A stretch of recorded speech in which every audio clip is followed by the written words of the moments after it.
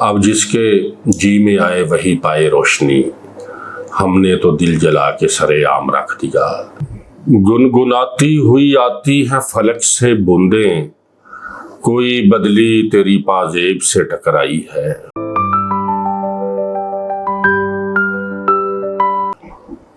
السلام علیکم دوستو، آج ہم بات کریں گے پاکستان کے ممتاز شاعر کتیل شفائی کی۔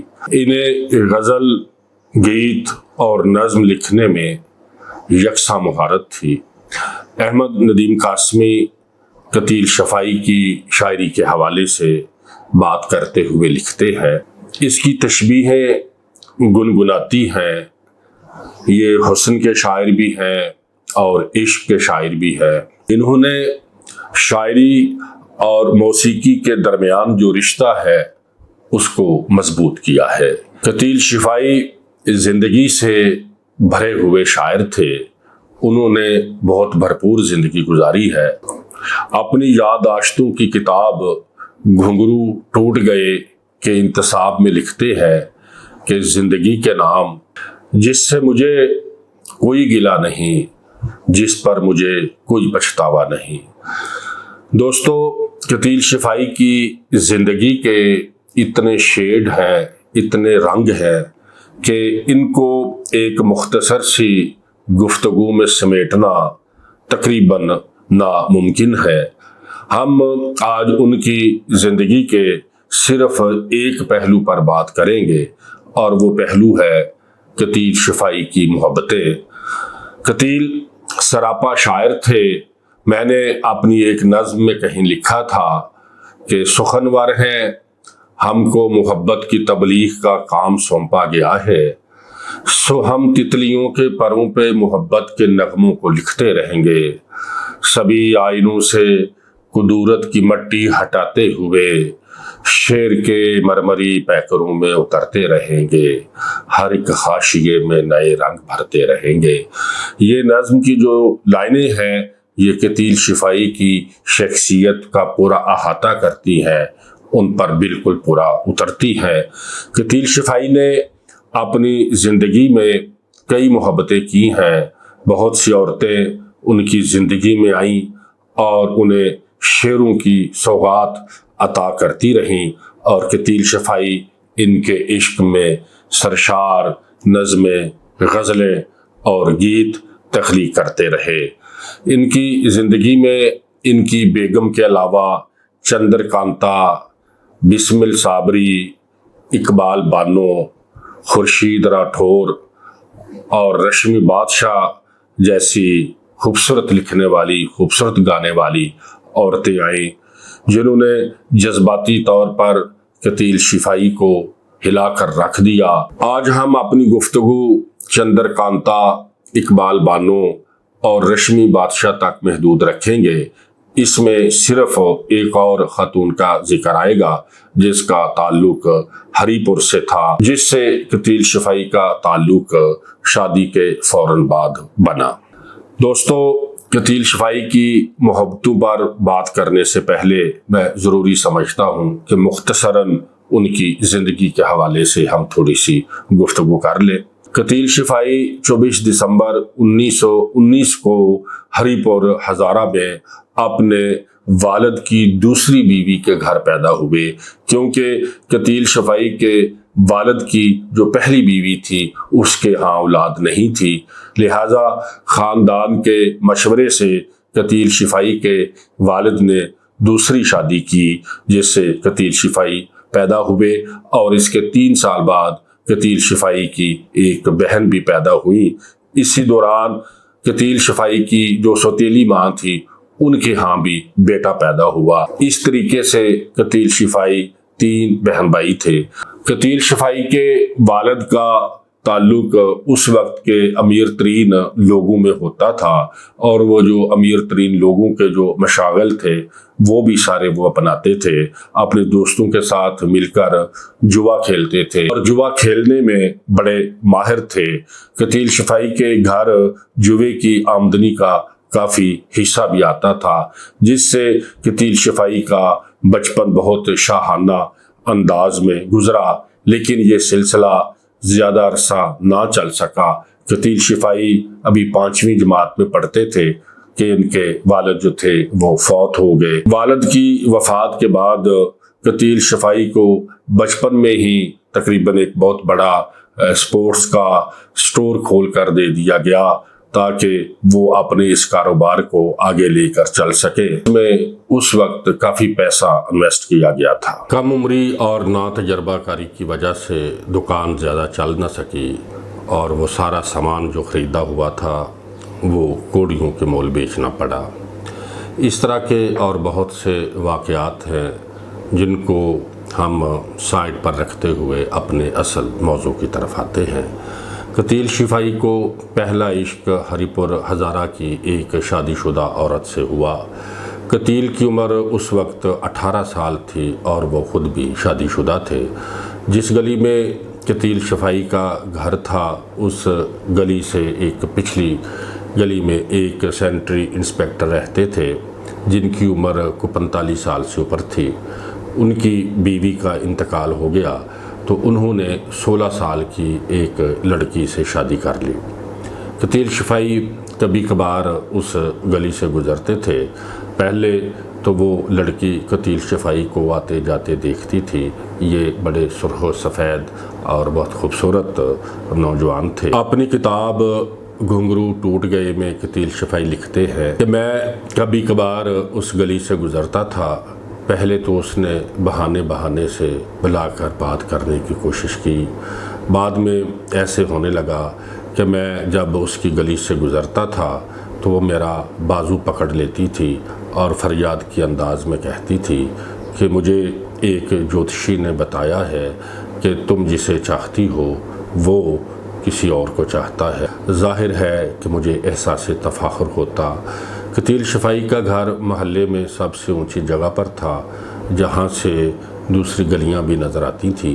ایک دن اس لڑکی نے قتیل کو بلا کر اپنی طرف سے محبت کی نشانی ایک انگوٹھی دی، جسے پہن کر قتیل جب گھر گئے تو ان کی بیوی کہنے لگی کہ تم نے یہ انگوٹھی کہاں سے لی ہے؟ قتیل نے جب ادھر ادھر کی باتیں کرنے کی کوشش کی تو ان کی بیوی نے کہا کہ یہ انگوٹھی تمہیں انسپیکٹر کی بیوی نے دی ہے، کیونکہ میں گھر میں کھڑی یہ سب دیکھ رہی تھی جس وقت اس نے تجھے یہ انگوٹھی دی۔ قتیل شفائی کی بیگم کے دل میں یہ پہلی شک کی گرہ تھی، یہ پہلی شک کی بیل اگی جو ساری زندگی تر و تازہ رہی اور بعد میں اس میں مزید اضافہ ہی ہوتا گیا۔ قتیل شفائی کی بیوی بالکل گھریلو، سیدھی سادی، سادہ اور اپنے خاندان سے محبت کرنے والی تھی۔ انہوں نے ساری زندگی گھر کو بچانے کی، اپنے بچوں کو سمیٹنے کی کوشش کی جس میں وہ بہت کامیاب بھی ہوئیں۔ قتیل شفائی کی اپنی بیوی اور انسپیکٹر کی بیوی کے علاوہ جو تیسری عورت قتیل شفائی کی زندگی میں آئی اس کا نام تھا چندر کانتا۔ قتیل شفائی تقسیم سے پہلے روزگار کے سلسلے میں ایک فلمی کمپنی کے بلانے پر لاہور آئے ہوئے تھے۔ وہ فلم پروڈکشن کے آفس میں بیٹھتے تھے۔ یہاں وہ بطور گیت نگار شامل ہوئے تھے اس کمپنی میں۔ ایک دن اپنے آفس میں بیٹھے وہ کچھ لکھ رہے تھے، پاس ہی بیٹھی ایک عورت انہیں بڑے شوق سے دیکھ رہی تھی۔ وہ ان کے پاس آ کر کہنے لگی کہ آپ کی لکھائی تو بہت اچھی ہے، جیسے یہ ٹائپ کی ہو یا کسی نے یہ پرنٹ کیا ہوا ہو۔ یہ چندر کانتا تھی۔ چندر کانتا مشہور سیاسی شخصیت لالا لاجپت رائے کی دور کی رشتہ دار تھی۔ اس کو فلموں میں ایکٹنگ کرنے کا بہت شوق تھا۔ لدھیانے کے قریب ایک گاؤں پھلور کی رہنے والی تھی۔ قتیل شفائی لکھتے ہیں کہ ان دنوں میرے مکان کا مسئلہ تھا۔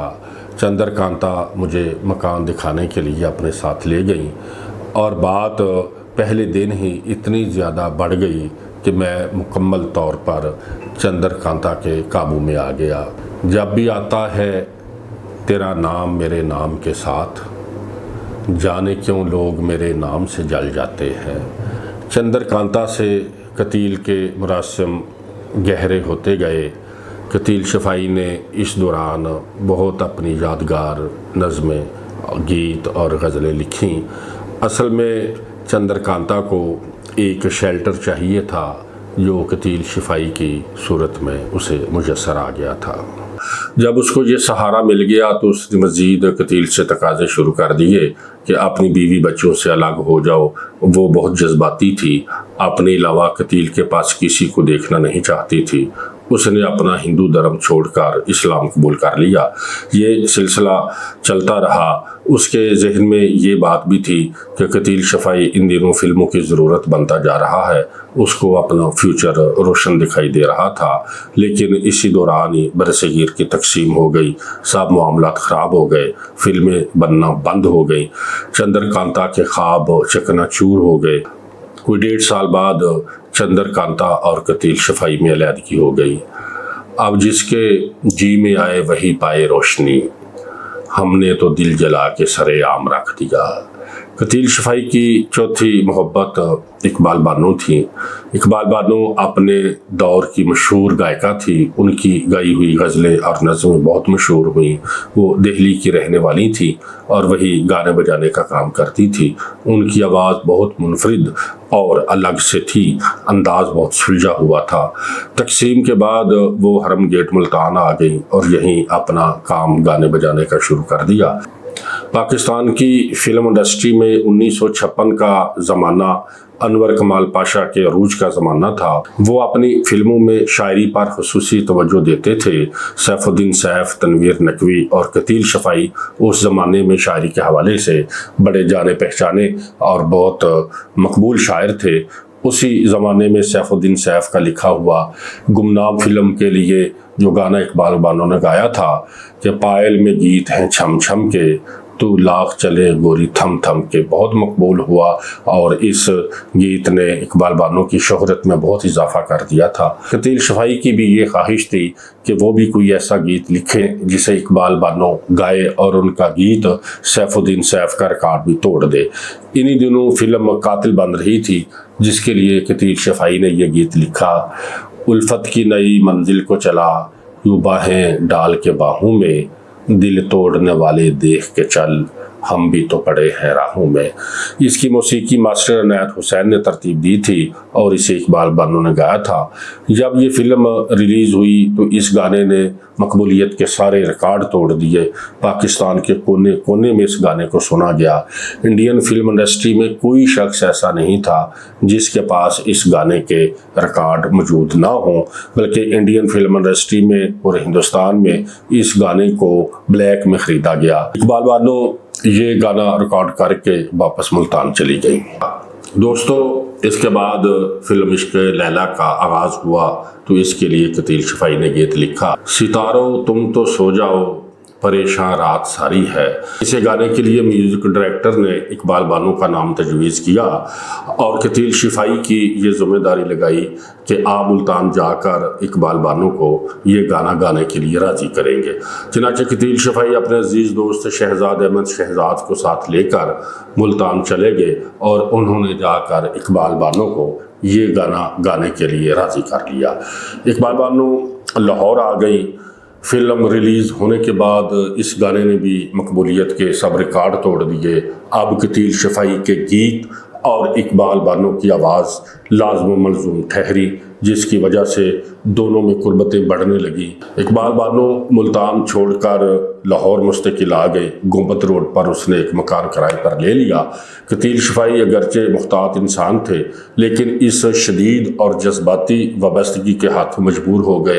اقبال بانو والے گھر میں وہ اکٹھے ہی رہتے تھے، اکٹھے ہی فلموں کے دفتر میں آنا جانا تھا۔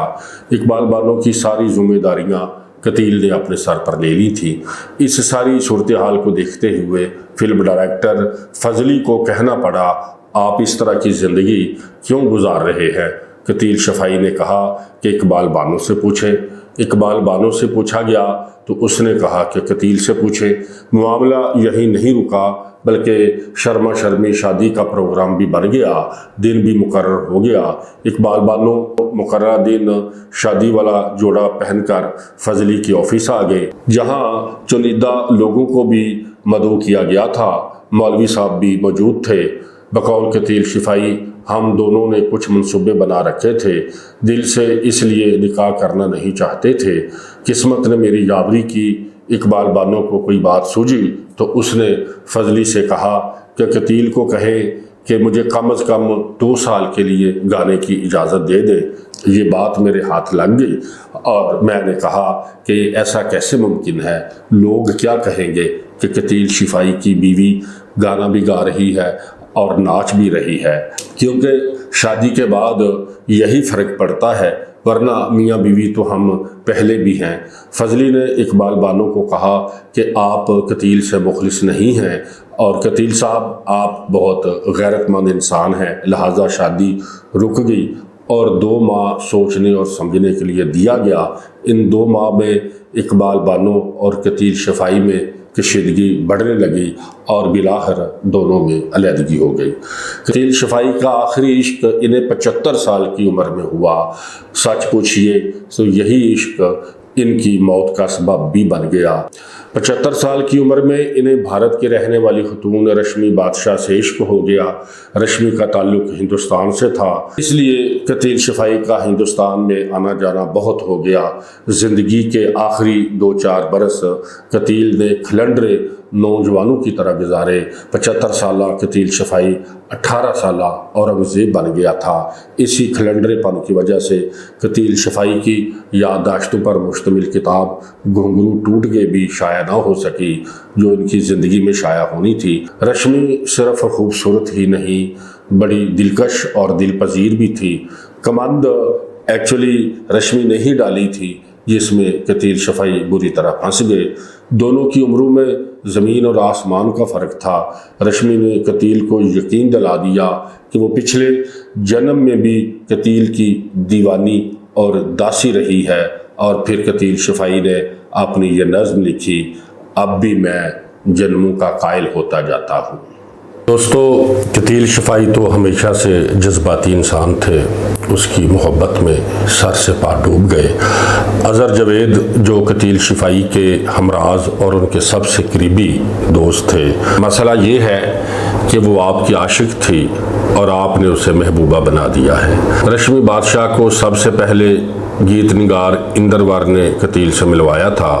اس وقت نہ تو وہ شاعرہ تھی اور نہ ہی اسے شاعری کا کوئی شوق تھا۔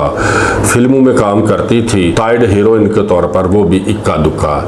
اس کے شوہر طیب بادشاہ فلموں کے لیے فوٹوگرافری کرتے تھے۔ یہ ہندو مذہب سے تھیں۔